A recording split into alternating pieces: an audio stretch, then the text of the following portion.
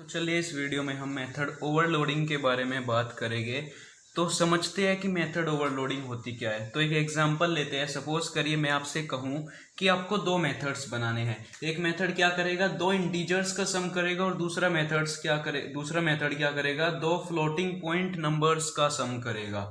तो अब आप क्या कहते हैं मुझको कि भाई मैं तो नाम जो है पहले का सम रखूंगा और दूसरे का भी सम रखूंगा, ठीक है, क्योंकि दोनों के वही सेम फंक्शन है, वो भी सम कर रहा है वो भी सम कर रहा है। अब मैं कहता हूं आपसे कि आप रख लीजिए, ठीक है, आप क्या करिए, रख लीजिए, सम ही रख लीजिए। लेकिन आपको क्या करना होगा, कुछ कंडीशंस को फॉलो करना होगा। तो वही मेथड ओवरलोडिंग होती है। तो एक प्रोसेस होता है जब आप एक से ज्यादा मेथड्स के सेम नाम रखते हैं लेकिन कुछ कंडीशंस के अकॉर्डिंग। अब हम जानेंगे कि वे दो कंडीशंस क्या होती है। तो चलिए उन तीन कंडीशंस को मैं यहां पर लिख लेता हूं। तो सबसे पहले है भैया नंबर ऑफ डेटा टाइप्स। क्या है, नंबर ऑफ डेटा टाइप्स।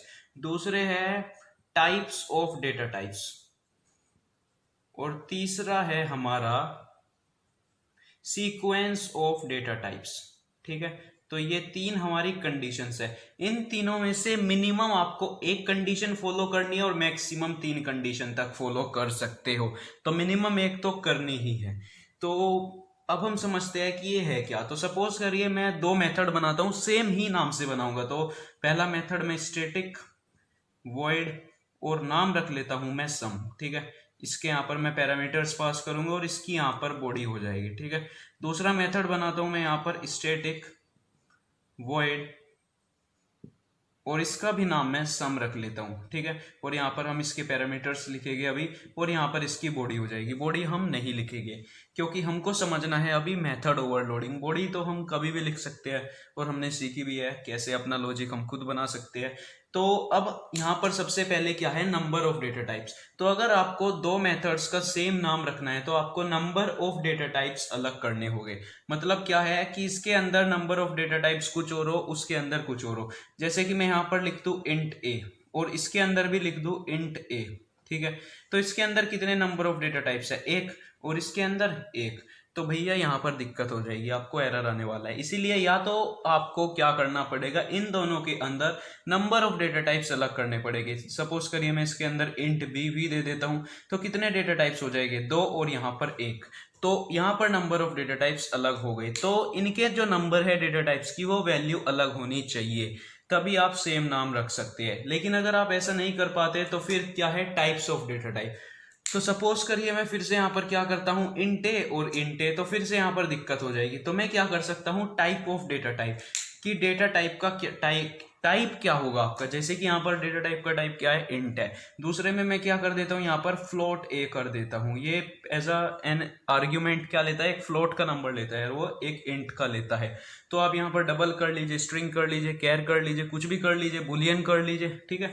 लेकिन इन दोनों को अलग कर लीजिए। तो पहला क्या था, नंबर ऑफ डेटा टाइप अलग कर लीजिए। दूसरा क्या हो गया आपका, टाइप्स ऑफ डेटा टाइप अलग कर लीजिए। तीसरा है sequence of data type. Suppose करिए मैं कहता हूं आपसे कि भाई मैं तो नंबर ऑफ डेटा टाइप्स भी सेम रखूंगा और टाइप ऑफ डेटा टाइप्स भी सेम रखूंगा। तो मैं कहूंगा आपसे कि भाई आप सीक्वेंस चेंज कर लीजिए। और क्या कर सकते हैं आप, जैसे कि सपोज करिए मैं यहां पर क्या देता हूं, इंट ए कोमा फ्लोट बी, ठीक है। मैंने आपसे कहा कि भाई मैं तो ऐसे रखूंगा, और मैं कहता हूं कि दूसरों में जो है, जो दूसरा मेथड बनाऊंगा मैं, उसमें एक इंट का लूंगा, एक फ्लोट का, मतलब टाइप सेम रखूंगा।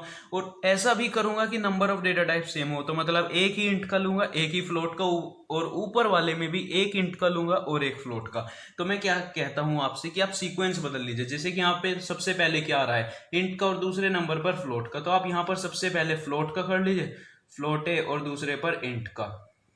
तो आप कुछ ऐसा भी यहां पर कर सकते हैं, यहां पर पहले इंट का फिर फ्लोट का, यहां पर पहले फ्लोट का फिर इंट का। नाम से वेरिएबल के कुछ फर्क नहीं पड़ता है, ये बात हमेशा ध्यान रखना। इन तीनों कंडीशंस में से कोई भी एक कंडीशन आप फॉलो कर सकते हैं या फिर सारी भी कर सकते हैं।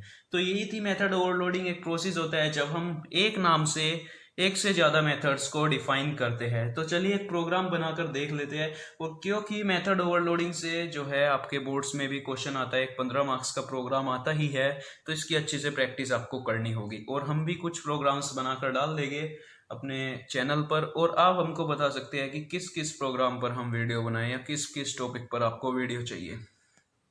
एक और बात डिस्कस कर लेते हैं रिटर्न टाइप के बारे में, कि अगर दो मेथड्स है, उनका नाम भी सेम है जैसे कि हमने किया पहले, लेकिन क्या है उनका डेटा टाइप्स भी सेम है, नंबर ऑफ डेटा टाइप्स आप देख लीजिए यहाँ पर सेम है, और ये दोनों इंट के हैं, ये दोनों भी इंट के हैं, तो मतलब यहाँ पर तो एरर आना चाहिए, है ना, एरर आएगा भी। लेकिन आप क्या करते हैं, पहले वाले का रिटर्न टाइप इंट कर देते हैं और दूसरे का डबल कर देते हैं। तो अब आप मुझको बताइए कि क्या एरर आएगा या नहीं आएगा। तो मेथड ओवरलोडिंग की अगर आपने बुक में डेफिनेशन पढ़ी हो तो वहां पर लिखा था कि दो मेथड्स को बनाना सेम नाम से, लेकिन उनके जो मेथड सिग्नेचर है उसको अलग कर देना। किसको अलग करना? मेथड सिग्नेचर को। अब आपने पहले पढ़ चुके हैं कि मेथड सिग्नेचर क्या होता है, अगर नहीं पढ़ा तो एक वीडियो पड़ी हुई है यहाँ पर मेथड्स के बारे में हमारे चैनल पर, उसको आप देख सकते हैं। तो मेथड सिग्नेचर क्या होता है? मेथड सिग्नेचर क्या होता है? आपका जो नाम होता है मेथड का प्लस नंबर ऑफ पैरामीटर्स, मतलब जो पैरामीटर्स आपने इसको पास किया है। तो मेथड सिग्नेचर आपका सिर्फ और सिर्फ ये भाग होगा, इससे रिटर्न टाइप से मेथड सिग्नेचर को कुछ लेना देना नहीं है।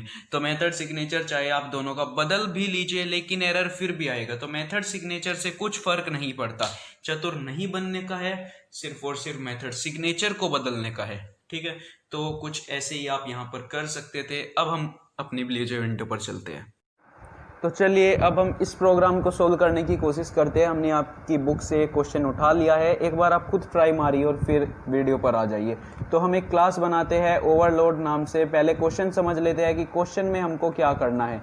तो क्वेश्चन में हमको क्या करना है, एक मेथड को ओवरलोड करना है और मेथड का नाम हमारा एरिया है। तो ओवरलोड करना है तो तीनों बार हमको एक ही नाम रखना है इसका, और तीनों बार अलग अलग सिग्नेचर होगा। अलग अलग सिग्नेचर कैसे करेंगे? पैरामीटर्स के थ्रू। पहले में जो है 3 डबल की वैल्यू ले रहा है वो, दूसरे में 3 इंट की ले रहा है और तीसरे में 2 डबल की वैल्यू ले रहा है। और तीनों बार के में जो है अलग अलग केस में अलग अलग किसी भी जो पैरेललोग्राम है या फिर कोई भी क्वाड्रिलेटरल है उसका एरिया निकाल रहा है। जैसे कि पहले में स्केलियन ट्रायंगल का, दूसरे में ट्रेपेजियम का, तीसरे में रोम्बस का, और आपको फॉर्मूले दिए गए हैं। तो चलिए बनाते हैं मेथड्स। ठीक है, तो क्लास का नाम मैंने ओवरलोड रख लिया है। यहाँ पर क्लास का नाम यहाँ पर स्मॉल में हो गया है तो मैं इसको कैपिटल में बदल लेता हूँ। ठीक है, तो मैंने यहाँ पर इसको बदल लिया है कैपिटल में, क्योंकि क्लास का नाम कैपिटल में रखना चाहिए। तो मैं सबसे पहले यहाँ पर बनाता हूँ पब्लिक, और इसका रिटर्न टाइप है हमारा डबल, और नाम है इसका एरिया। और क्या लेता है? 3 डबल की वैल्यू लेता है, एक डबल ए, एक डबल बी और एक डबल सी।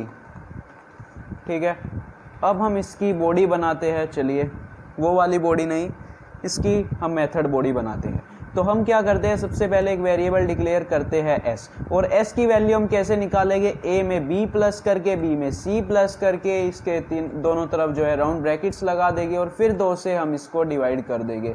अब आपको पता होना चाहिए हमने यहाँ पर डबल का क्यों लिया, क्योंकि पॉइंट्स में वैल्यू आएगी तो हमको पॉइंट्स में स्टोर कराना है। अगर इंट का लेते तो फिर इंट में नहीं आ पाती, सॉरी डबल में नहीं आ पाती। फिर हम एक वेरिएबल लेंगे डबल एरिया नाम से, और एरिया क्या स्टोर कराएगा?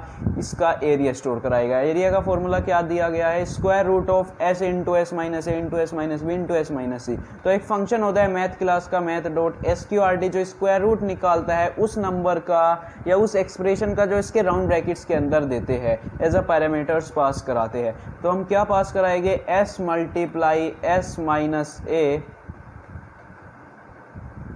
Sorry s minus A multiply s minus B हम यहाँ पर, और फिर क्या किसकी मल्टीप्लाई? s माइनस सी की मल्टीप्लाई करा देंगे, s माइनस सी। तो ये हमने करा दिया। अब आप मुझको एक बात बताइए, अब आपको एक और स्टेटमेंट लिखना है, वो आप मुझे बताइए कि आपको क्या करना है। सोचिए एक बार वीडियो को पॉज करके कि आपको यहाँ पर क्या पास कराना पड़ेगा। एक और बात, तो ये आप ध्यान से देखेंगे तो इसका एक रिटर्न टाइप है, क्या है? डबल, और इसीलिए हमको रिटर्न स्टेटमेंट तो भैया पास कराना ही पड़ेगा। अगर आपने रिटर्न स्टेटमेंट पास नहीं कराया तो फिर आपको एरर मिलने वाला है फिर से। तो इसी के साथ हमारा पहला मेथड खत्म होता है और हम दूसरा मेथड बनाते हैं पब्लिक डबल एरिया, और फिर क्या वैल्यू लेता है? एक इंट की लेता है, दूसरी भी इंट की लेता है और तीसरी भी इंट की लेता है। तो अब हम यहाँ पर क्या करेंगे, सबसे पहले एक फॉर्मूला बनाएंगे। यहाँ पर c नहीं है, यहाँ पर हाइट है, तो मैं हाइट कर लेता हूँ, गलती से यहाँ पर c लिखा गया। ठीक है, तो अब हम क्या करेंगे, एक डबल नाम से फिर से एक वेरिएबल बनाएंगे डबल एरिया, और इसका क्या है जो इसकी वैल्यू है वो कैसे निकलेगी, 1/2 मल्टीप्लाई हाइट। 1/2 को हम 0.5 भी लिख सकते हैं, फिर मल्टीप्लाई करेंगे हाइट से, फिर मल्टीप्लाई करेंगे a प्लस बी से, और इसका जो है एरिया निकल कर आ जाएगा। और फिर क्या रिटर्न करा देंगे, अब एरिया निकाल कर आप रिटर्न करा देंगे, और आपका मेथड यहाँ पर ख़त्म होता है। तो दूसरा मेथड बनाते हैं पब्लिक डबल, इसका भी डबल है ना, हाँ डबल है। तो इसका पब्लिक डबल एरिया, और फिर क्या लेता है डबल डायगोनल 1। तो वेरिएबल का नाम आप बिल्कुल भी मत बदलना, नहीं तो आपके मार्क्स कट सकते हैं पेपर में। डबल डायगोनल 2, ठीक है। तो यहाँ पर ऐसे बना लिया, और फिर क्या करते हैं हम यहाँ पर एरिया नाम से एक वेरिएबल डिक्लेयर करते हैं। बोरिंग सा प्रोग्राम है यार ये काफ़ी, लेकिन करना पड़ रहा है आपके लिए। 1/2 या फिर 0.5 ही लिख लेते हैं, जब हमने पहले भी 0.5 लिखा है। फिर मल्टीप्लाई कराते हैं डायगोनल 1 की, फिर उसमें हम जोड़ देते हैं डायगोनल 2, और फिर क्या करा देते हैं, रिटर्न करा देते हैं एरिया को। तो इस टाइप से आप अपने प्रोग्राम को बना सकते हैं। लेकिन इसमें हमने क्या किया, जो क्लास देखिए कंपाइल हो गई है, हमने मेन मेथड नहीं बनाया है, मतलब यूज़र से ना कोई इनपुट लिया है ना कुछ लिया है। क्योंकि आप जो है, मैं वीडियो तब बना रहा हूँ जब मैं सपोज करके ये बना रहा हूँ कि फ़िलहाल आप चैप्टर 5 पर ही है, मतलब मेथड्स पर ही, आपने आगे का नहीं पढ़ा। नहीं तो मैं आपको अभी सिखा देता कि इनपुट कैसे लेते हैं और फिर किस टाइप से हम इस प्रोग्राम का मेन मेथड बना सकते हैं। लेकिन फ़िलहाल आप नहीं बना पाओगे अगर आपने जो है इनपुट्स इन जावा नहीं पढ़ा, तो ऐसे ही आपका काम चल जाएगा, क्योंकि वे आपसे पूछते नहीं है कि आपको मेन मेथड भी बनाना है। ऐसे प्रोग्राम्स में आपको मेन मेथड बिल्कुल नहीं बनाना होता। तो चलिए इस वीडियो को यहीं पर ही एंड करते हैं।